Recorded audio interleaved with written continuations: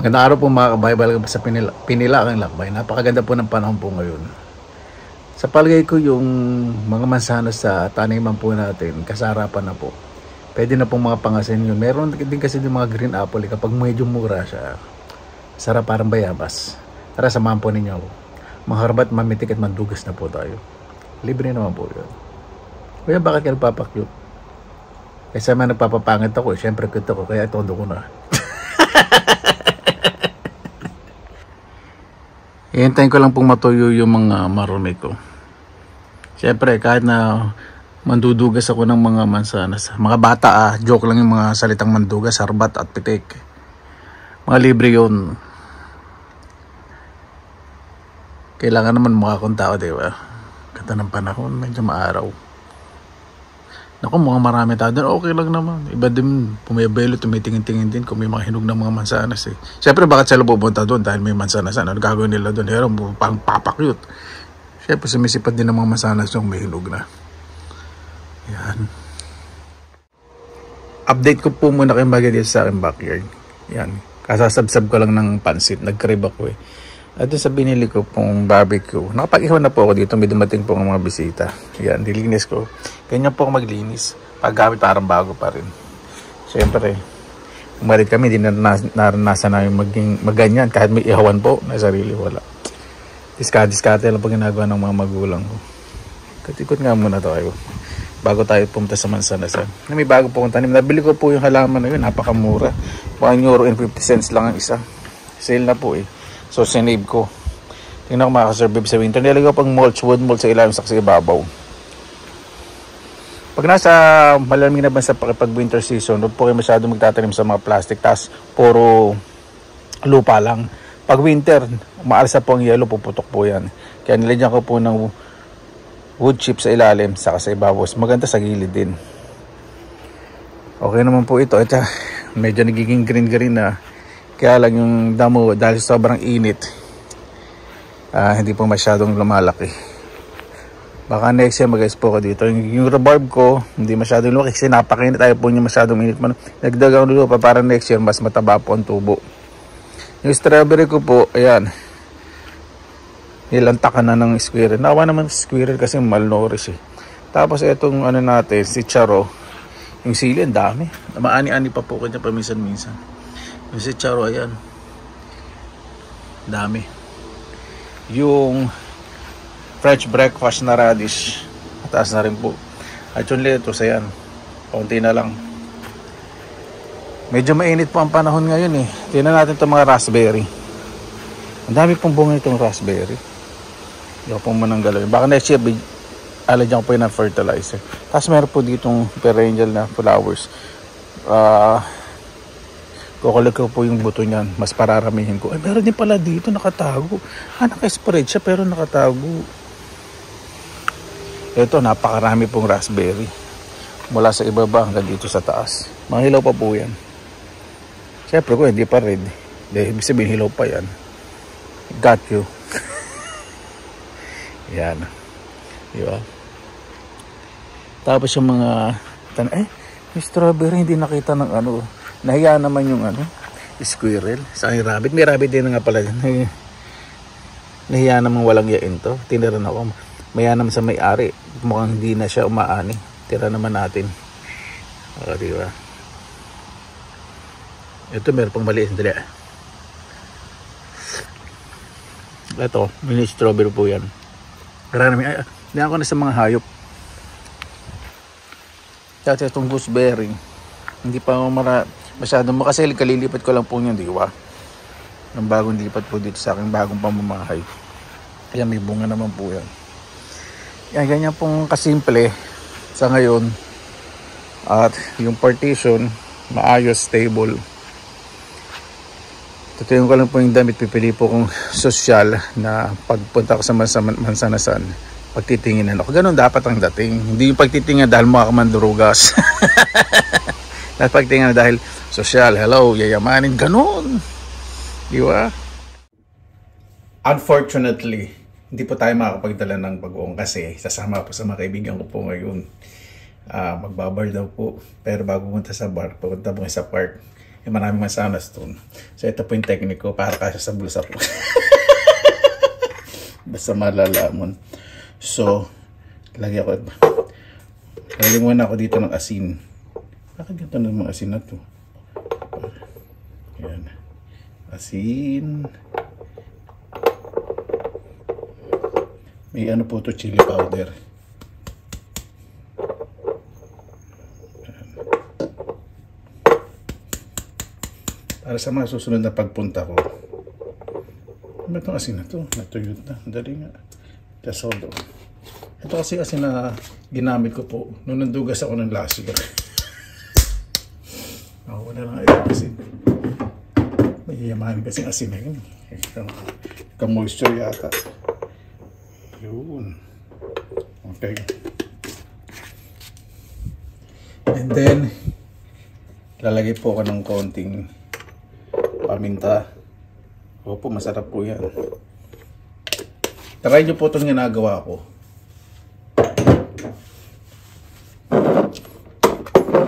Lagyan ko ng konting bechin. Konti lang. Tapos, mix po natin chili, asin, chili powder po. Asin, bechin, saka paminta. Wala. Kasya na yung sa bulsa ko. Yung pambubudbud natin sa mansanas habang sumasabsab tayo sa park. Tara, let's go.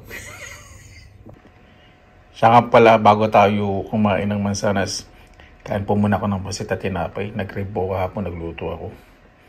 Ayan, sa bar lang kumain muna kasi sila hindi muna kumakain. Tapos pagka-inom sa kakain, which is wrong. Tara na po. Outfit check. O, diba? Dala ko na po yung ating key to success. Kaya, sosyal. O, yan ang mga dating. Let's move on. Dito na po tayo. Malapit po sa city center po itong park na to. Hindi po nagpakawala ng tubig ang dam kaya hindi po nag-fishing. Mababa ang tubig. Ganda po Kahit may graffiti pero napakalinis po ng lugar Total, hinahanap naman po natin ngayon, malalamon sandali. May nakita po dito mga red currant. Ito, dami. Libre po ito. Ayan. Alam po ninyo, kuya, hindi ka ba nahihiyan? Sabi mo nasa park, baka may mga tao dyan. Sis Mio, isa lang po tayo mabuhay. Pag mahihiya ka, mamamatay ka. Ay nagkakamatay mo. Ayun po yung red currant sa likod ko.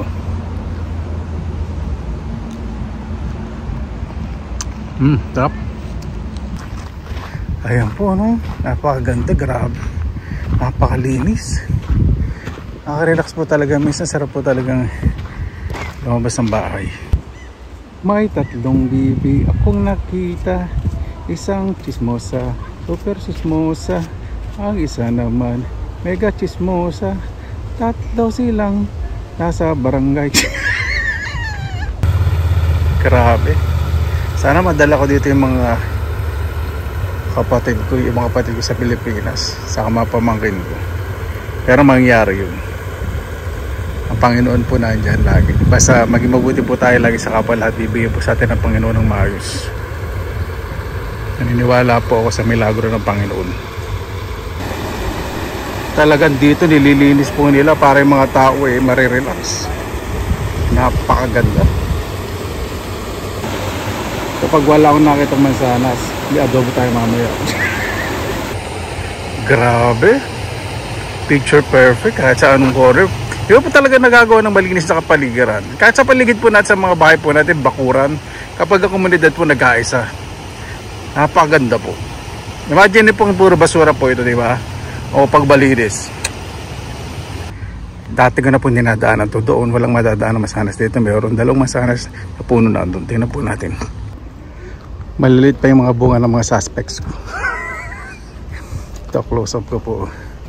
Ayan o. Naliliit pa. Hindi po pwede. Mapait pa yan.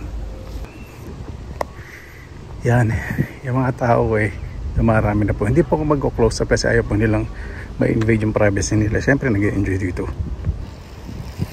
Pag ganito na naman pupuntahan nyo pong mga parks o park, peaceful, malinis, nakaka-relax po, no? Ay nako, parang may renovation na nangyayari doon. Ay naayos. Ito yung dating old place, kayo ni ginawang rustic style.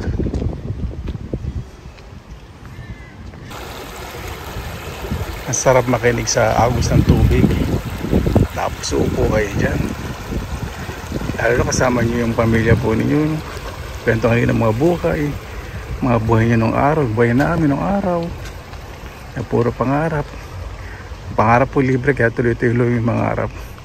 Pag binigay sa inyo talaga ng Panginoon, wala pang posible.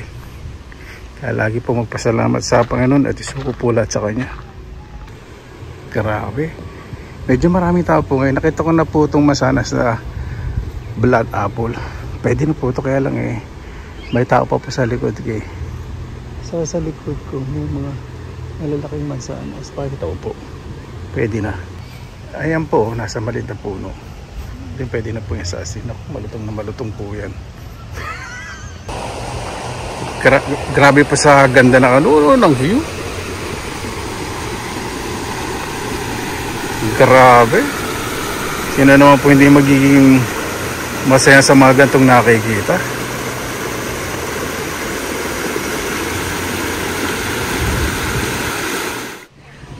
Naku, ginawang tambayan yung ilalim ng puno naman sa anas. Medyo umiral yung kahiyan. Ito muna tayo sa mga umbrella apple. Ganda ng mga roses dito. Perennial na po yan. Ibig sabihin every year umusbong. Alaga-alaga po yan. Grabe, napakarami pong bunga ng mansanas ngayon. Napakarami. Parang bayabas. Binibilis ako pasalita ko dahil music, baka hindi ma-monetize po itong video ko. Sa totoo lang po, kanina pa ako gigil dito, kaya lang maraming nakatamay. May kadabol ako sa gaguhan ko. Kaya po mga kabayan, kasi yung mga nakaupo na doon, so hindi makikita yung makadiskarteng malupit. Mamura na sa anas. Naglalayo ko sa kamay ng asin para hindi na makita yung ako. Yung maliit kong parang hindi nakakahiya. Siyempre, dala ko po yung bandera ng Pilipinas. Hindi. Kung nakita naman nila ako, sanay na po sila. Ito na naman ng walang hiya na to. Hindi malam ako mahinog ng mga mansana. Ito yung buto nito. Harap. Tama asin. Bayabas lasa. Tapos sa usawan ko, tabi asin, wala siyang tamis, bukanting pakla, parang bayabas.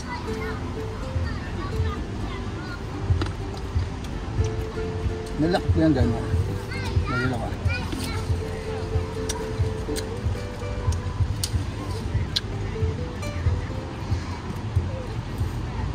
Danukit.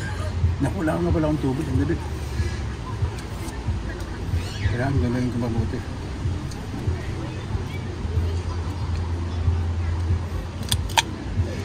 Anong oras sila layo sa mga nakatambol sa ilalim ng puno?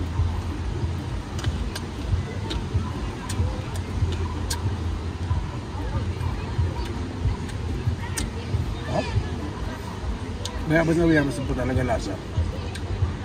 Pag ganito.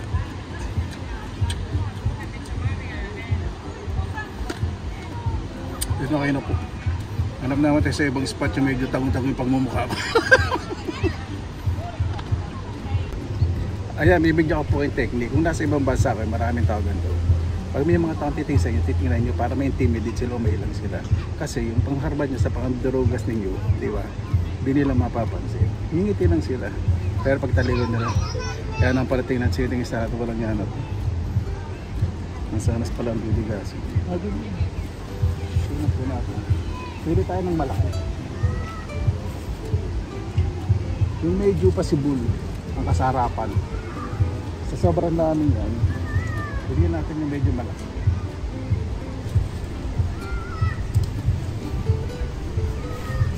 try po natin. Kaya pag may tumitingin, tingnan mo po rin. O, tingnan kami. Siguro tinitignan yung pagmumukha kung maasim ano. Hindi nila alam saan na sinakon ako sa masakasa. Tinitignan nila paano kung malabot ang mukha ko. O yan, may tinitingin. Kaya tingnan ko rin. Para di, okay. Lilingon gano'n. Punta tayo doon sa medyo ano. Ito. Hindi na ka pupuntang bar, maglalagay ako ng masada sa bulsa ko. Ah, wala na yung dalawang buruhang nakatambay doon. Nakalipat na lang doon para tahimik ang pagmuya ako. Makalimutan ko lang ang pangkaan tubig. Tara na po. Ayan. Hanap tayong magandang puno ng mansanas. Kailangan medyo lalakasan po natin yung boses natin para yung mga taong nagdada dito kahit hindi na sinasabi natin alam nagbibideo po, alam na nagbibideo tayo. Yan po sila eh. Pag alam nilang magbibideo ay nilang mga istorbo. Nadigay na ako doon. Nakilang parasa na ba tayo? 3, 4. Ayan. Hindi pa masyado kalakihan. Pero kung isa, kaya kunyari, dinidescribe niyo yung bunga ng mansanas. Ayan. Tira nyo. Ito yung ano nyo, thumb nyo. Dinidescribe nyo yan. Kunyari. Ayan. Pero tatago yung thumb nyo. O, tapos tatago nyo doon. Yun o. Sarado nyo yung kamay nyo. Nakisa na kayo. And then, let's move to this next spot. Ano dumalit naman sa yan. Ito puro daming bunga. Parang mayabas po talaga lasa. No steer. O kuya, naniwala na kami sa'yo. Lumamo ka na lang ng lumamo. Wala pa akong dalang tubig nyo. Madali yung buwisit ka. Nako, kung may dala lang akong supot, kunin ko yan. 10 cents din ang isa niyan. May 15 cents. Sayang. Eto, hindi nilalagay po nila sa basura. Hindi nilalagay. Understood na po yan, may kukuha. Sa mga dadalhin po sa recycling center. Ayan, puntahan po natin itong naispetan ko na medyo nagpapa-impress sa akin. Kaya yan po yung mga mansanas. So magpapa-impress po sa akin yung mga yan. Hindi ko, sorry, I just carried away. Hindi ko napigilan ang sarili ko. Ito medyo malalaki. Oh, diba? Kuha tayo sa dami. Maliit pa lang po itong puno eh. Nakita nyo naman eh. Pero pili ko yung medyo malaki-laki ng konti. Wala na ako. Naku, lulunukin ko na yung kahiyang. Baka hindi ako kumita sa pagbablog eh. Sa kahiyan. Baka buti pa ako ng gabi dito. Hello? Ay, grabe. Dali. Dali. Hindi ko muna puput-putin po yan. Meron pa pala rin. Napakaganda po ng year po na ito kasi warm ang temperature, warm weather. Ang dami bunga ng mga mansanas. Grabe. Tapos ito, dito tayo sa medyo mataas. Parang sentro ako sa mga tao sa Pandurugas. Hindi kalakihan pero ang dami. At least alam ko na yung mga suspect ko. Sa susunod na pagsabsab ko, alam ko na yung mga pupuntahan ko. Ayan, 3 po yung pinatas ko, kaya isa nakita ko may uog. So, ito, hindi ko itatap-tapon si baso na kasi hindi pa yung kakainin ng bibi dahil hilaw pa. Tapos ito mga isa. Ayun, wala na yung mga bote dito. Meron na pong kumuha. Mga lata pala. Sarap.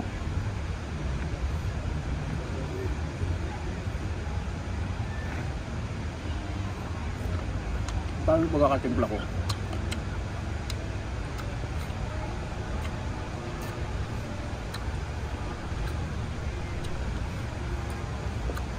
Malutong na malutong.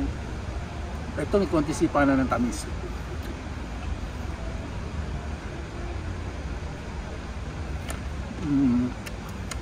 Sarap.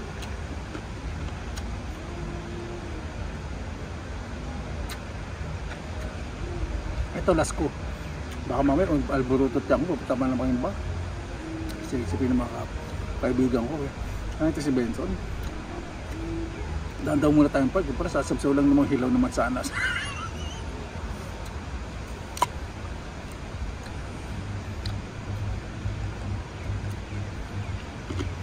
Siyempre magtatanong sa inyo, Kuya, may kumukuha ba ng video sa'yo? Meron kumukuha po.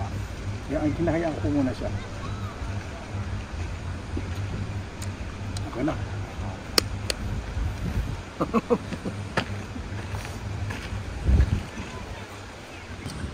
Ano ba mga kabayan? Bigla akong tumiwa kanina. Kasi may mga walang umupo sa harap ko mag-boost ngayon. Medyo okay na ako. Ayaw ako mabilis na pagmuyo. Bili po muna tayong tubig. Tingnan po natin sa ilalim ng masanasan kung andun po yung mga natambay ng mga buruga. Yung tambayan pa ilalim ng masanasan. Malilim kasi dun. Pero po.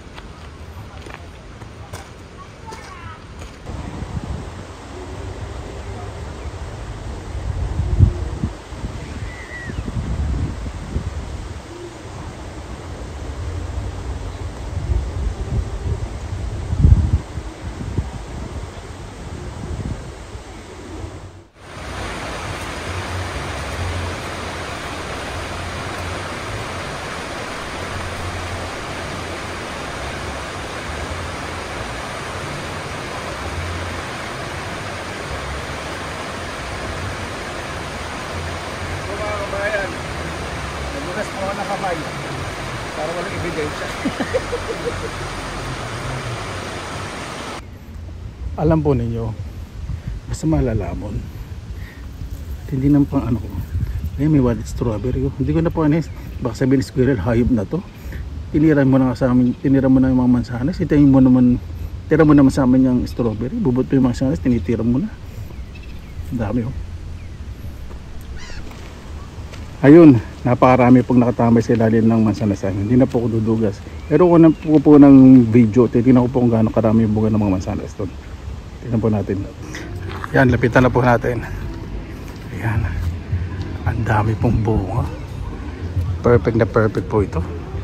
Ito po, mas maraming bunga bibilisin ko po pagsalita ko kasi may music na medyo malakas. Kaya lalakas nga po ang boses ko. Yan, napakarami pong bunga ng mansanas. Parang bayabas din po makakuha dito dahil napakarami pong mga aswang sa ilalim na po ng mansanas. Tara, lumaga na po tayo bago mapunta sa kahihiyan reputasyon ko. Larga na po tayo. Ayan po, susundin ko na po yung mga kaibigan na dito po sila sa coffee shop. Ako tumitira ng mansanas. Titipid ako siyempre, mamaya lang sa bar tayo gagastos. Grabe po, ano, napakaganda ng view. Pero ito mas maganda dahil bunga. Maalala mo pa rin nasa isip. Grabe po, ano, talagang paradise on earth. Pagdating sa disiplina po, kalikasan po ng Finland. Panalong panalo. Uwi na po tayo. Medyo nasa 60% na yung kayang ko. Ayoko naman ibagsak ng bandera ng Pilipinas, di ba? Hindi na. In-enjoy ko lang po yung buhay. Kami naman pong mga Pilipino dito sa abroad eh. Pag may nakikita po sa amin yung mga locals, natutuwa lang naman po sila. Lalo na pag may nakikita ng kaibigan. May sasabihin sa akin, may ibang kaibigan ko, "O Benson, ilaw pa yung mansanas ah." Yan yung sinasabi nila. Ayan, mapunta na po tayo sa Sydney Center. Ganda po, ano? Talagang picture perfect. Saka yung pagpapark po talaga nila dito. Hindi burara. Maayos. Mapaligiran, malinis. Binabalanse po talaga nila yung nature at yung modernization. Diba? Ayaw nilang madidestroy yung beauty of nature.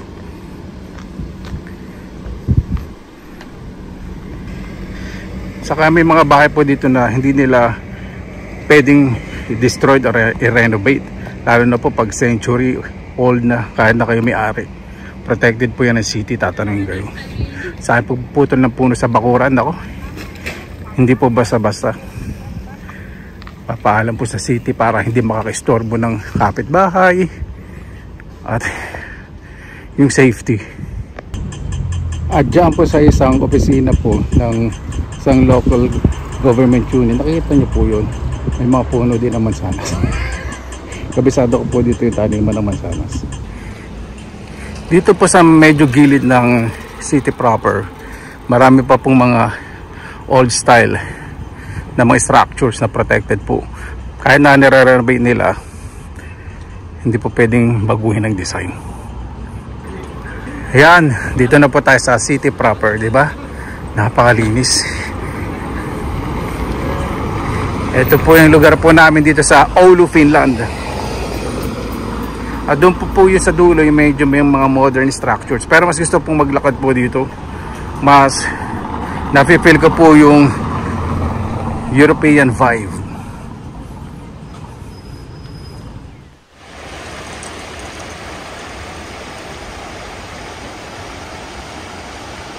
Marinig po ninyo, wala pong maingay kasi gusto po nila na-enjoy po yung bawat moment.